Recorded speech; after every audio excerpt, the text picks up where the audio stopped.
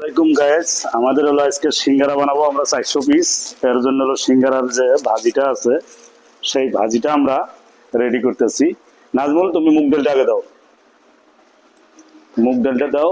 ঠিক আছে, বাদাম কই রাখছো? বাদাম, বাদাম দাঁড়াও।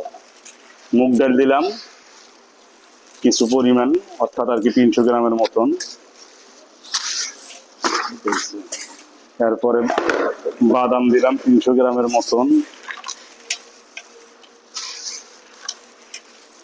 ঠিক আছে, বাদাম 300 গ্রামের মতন।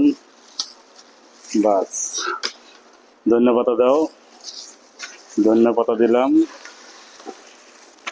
ঠিক আছে, ধনিয়া পাতা দিয়ে দিলাম। এরপরে কাঁচামরিচটি দাও, কাঁচামরিচও দিলাম, কাঁচামরিচও দিলাম। এরপরে পেঁয়াজ দিলাম, পেঁয়াজ দিলাম। এরপরে কলিজা দিলাম।